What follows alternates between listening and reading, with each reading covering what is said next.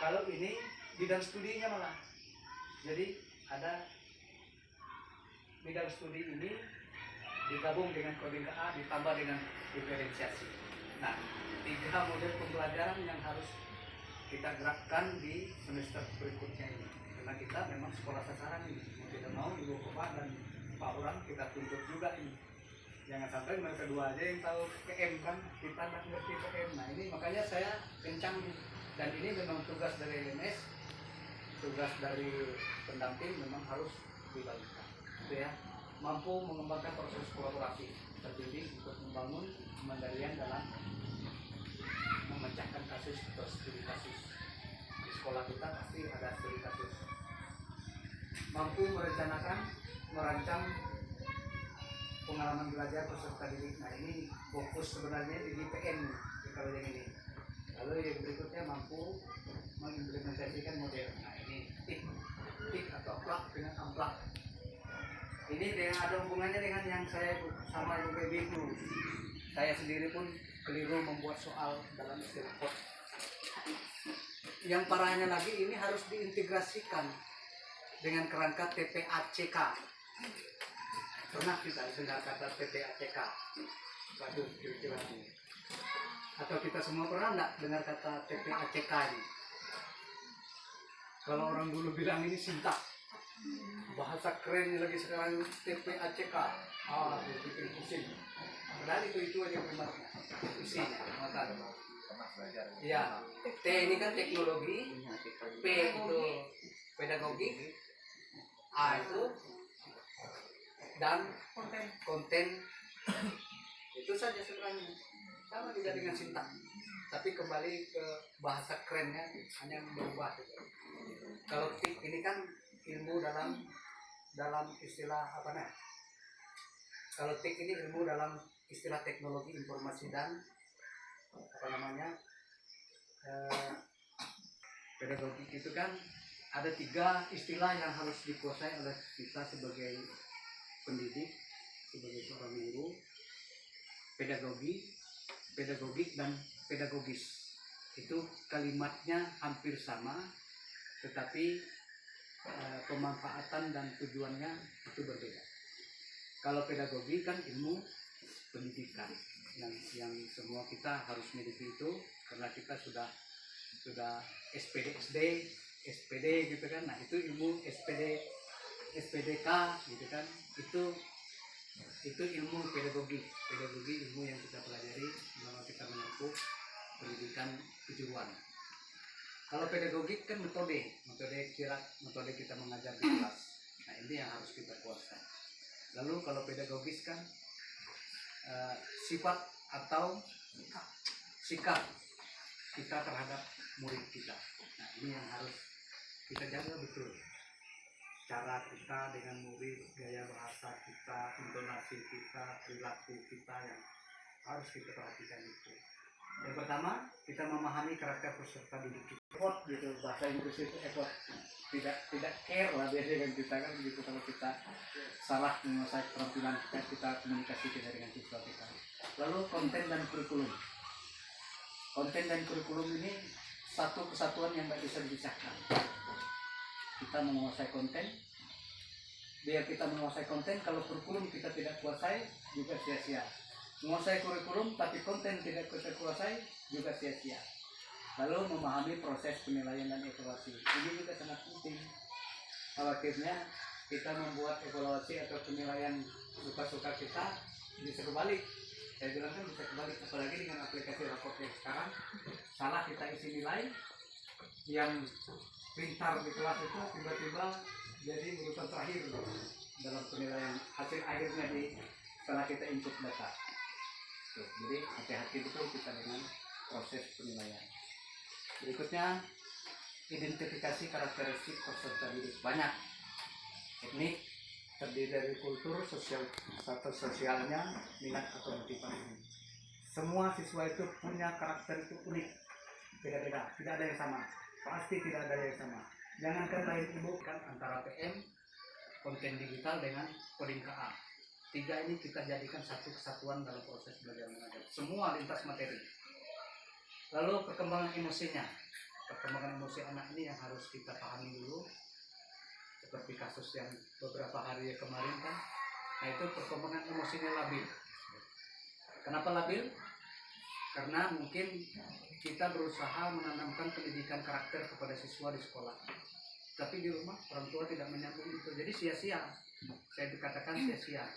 Tapi yang namanya tugas kita di sekolah tetap kita mengimplementasikannya, mengaplikasikannya.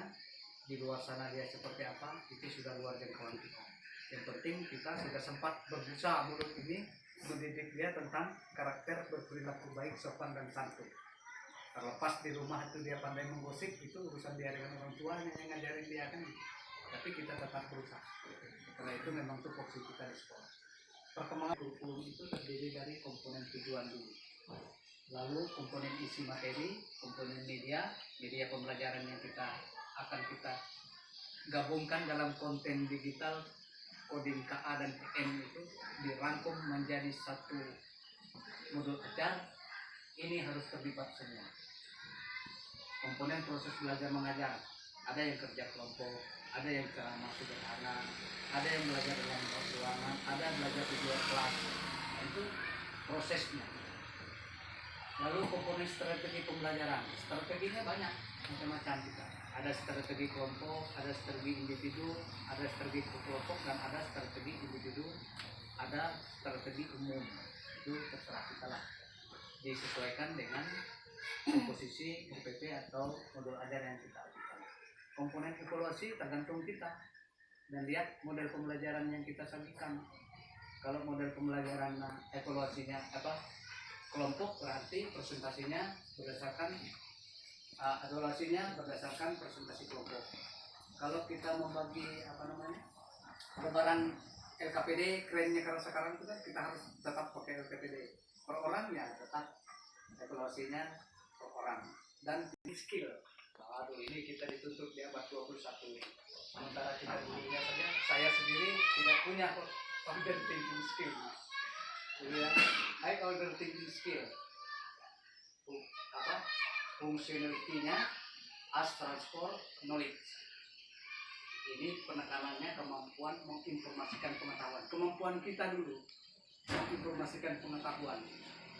Kalau kita tidak punya kemampuan, kadang-kadang sekarang terus terang kita lah teman-teman yang lain. Kalau saya tidak tahu main game nobar tuh, tapi kalau anak saya tahu dia main game nobar, padahal saya dulu ngajarin dia. Nah, itu aplikasi banyak dia yang buat aplikasi untuk saya daripada saya dan sebagai gurunya dulu main game. Karena anak sudah bisa buka game, saya sendiri tidak tahu main game. Nah, itulah kekalahan saya di mampu menginformasikan pengetahuan. Ini yang harus kita kuasai, karena murid lebih pintar dari kita dalam penggunaan gadget. Berikutnya kita ambil poinnya. Yang kedua, problem solving. Problem ini menciptakan solusi dari sebuah permasalahan. Seperti kemarin dalam taksonomi pembelajaran. Nah, ada 2 taksonomi sekarang.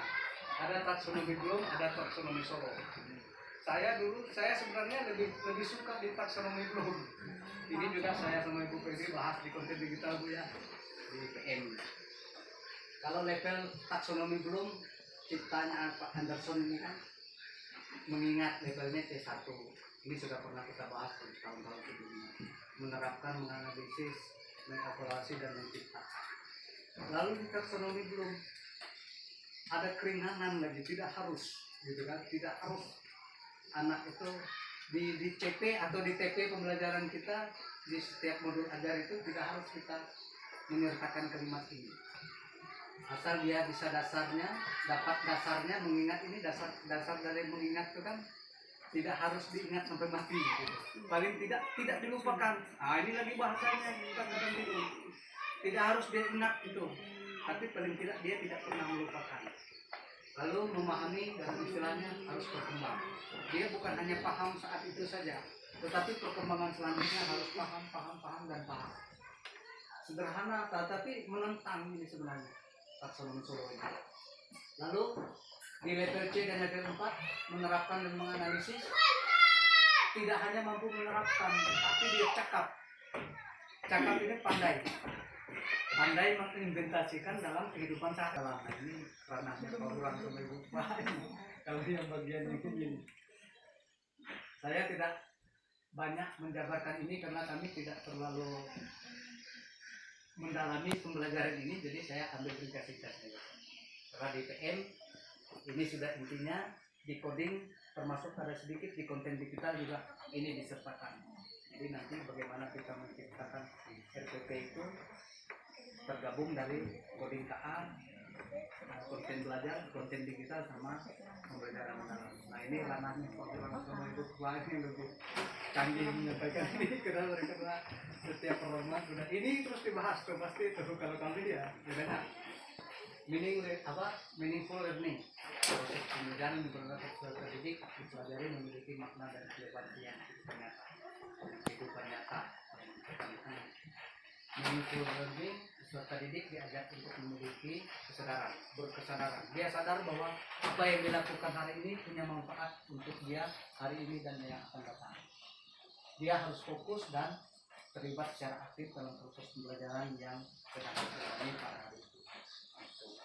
Joyful learning menciptakan pengalaman belajar yang menggembirakan dan positif dengan pengalaman belajar aktif. Ketika murid kita sudah gembira belajar, lonceng pun tidak dihiraukan, apalagi sudah main game. Di Bu Pepi kalau sudah buat game, wah itu bawa gadget, kita manfaatkan gadget yang ada daripada dia tidak nyala sampai tidak nyala karena tidak dipakai, lebih baik kita pakai barang dengan tidak. Bagi yang pintar menggunakan itu, kalau saya belum paham. Ini penjabaran dari yang tadi. Nah ini tadi teknologi, pedagogi, konten, and knowledge, pengetahuan. Mari kita berdiskusi. Nah ini tadi hampir selesai nih. Kita diskusi dulu nih. Pernahkah kita mendengar kata TPACK dalam pembelajaran? Pernah enggak? Apa yang kita ketahui mengenai kerangka TPACK dalam pembelajaran? Sama saja. Kembali lagi ke joyful learning segala macam itu repot. Sebenarnya repot, tetapi kalau kita tidak menjalankannya repot. Tetapi kalau kita sudah melaksanakan itu pasti tidak repot. Aman ya? Aman? Ini ibu-ibu muda ini saya harus genjot di mereka ini. Karena mereka ini ujung tombak. Kalau saya sama Pak Hurang, kami bertiga dengan Pak Jun ini berapa tahun Pak Jun? Pensiun prosesnya ya. Proses dari proses dari TPACK tadi. Nah ini dia. TPACK, ada TPK, ada TK, ada CK, ada PCK, konteksnya pedagogical content knowledge. Jadi setelah kita mencermati gambar ini tadi di samping, apakah definisi Anda berubah mengenai TPACK? Tidak, karena memang sudah ini aturan bakunya. Apakah komponen paling penting dalam TPACK? Nah ini yang harus kita pahami. Komponen yang paling penting menurut teman-teman yang mana nih? Dari ungu, ini kuning ya? Kuning sama biru. Dari ketiga-tiganya itu yang paling penting menurut kita yang mana?